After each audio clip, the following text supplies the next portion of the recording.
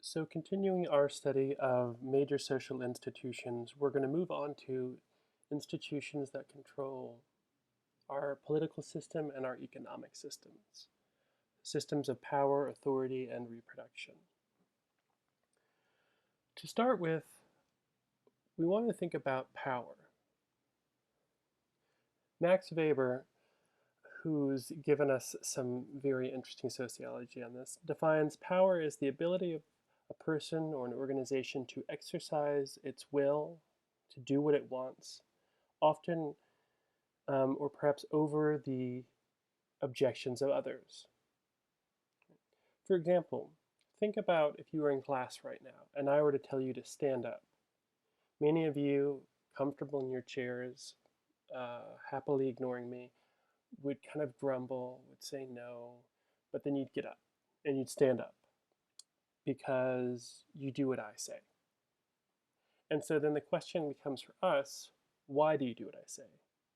I'm not forcing you at gunpoint. I'm not necessarily even threatening to like fail you or hurt your grade. So why do you do what I say? Why do we do what anyone says? Why do we obey?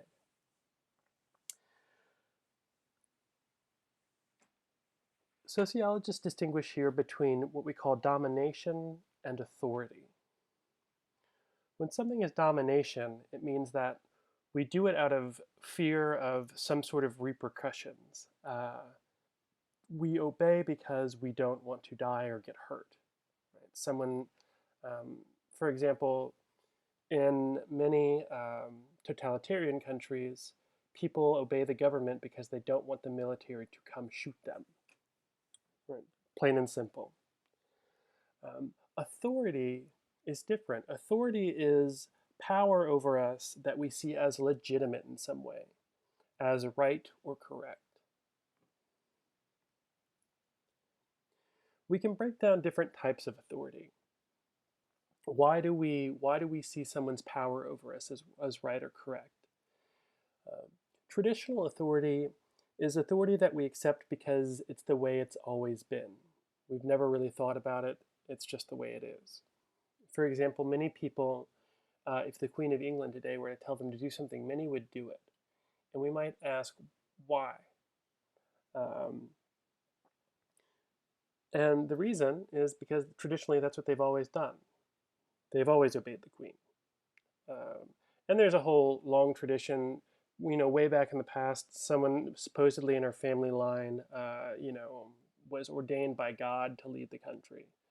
Um, Most people don't even think about that today. They think the royal family, they think the monarchy should be obeyed. They don't really even think about it much at all. It's not a very kind of rational authority. Your parents are an example of traditional authority. Um, as we'll see, these types kind of blur together. We can also look at charismatic authority. This is someone often power kind of exercised by someone, pardon me, authority exercised by someone who has special qualities. They tend to be very good speakers, orators. Um, they charismatic leaders we develop a personal connection with. It's the individual themselves that draws us in. We lead because they have a kind of special quality or personality. Charismatic authority often also tends to rely on the ability of the leader to do kind of incredible things, to mobilize people, to deliver. Um, Classic example is Jesus Christ. Apparently a very good speaker that guy was, but he also performed miracles for his followers, which kept them kind of engaged. We could argue Donald Trump. I know it's hard to lump old Trump in with JC, but Donald Trump is a charismatic figure. The people who follow Trump have a very personal connection to him. They like him. Um, he's a powerful speaker, I guess. He does get people riled up. That's why he constantly has these rallies to kind of make this personal connection to his base. And he's continually doing things that really defy expectations, that seem to defy reality. No one expected him to win the nomination, and no one expected him to win the presidency, but he did.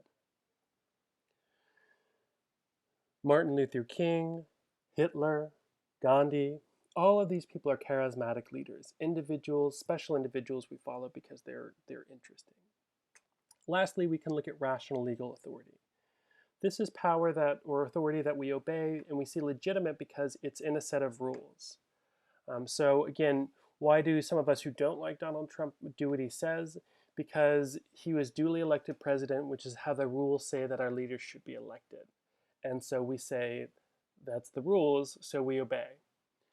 Arguably, my authority over you in the classroom is rational legal. We obey because it makes sense, because it's in the rules. You have a student handbook, and you are supposed to follow me. So there's a lot of rational legal authority today. Indeed, increasingly, we are dominated by rules. But Weber argues that charismatic authority can break through bureaucratic, rational legal kinds of authority. So take a moment, look at the slides, and think about what kind of authority do each of these people have. We'll follow up in the next video.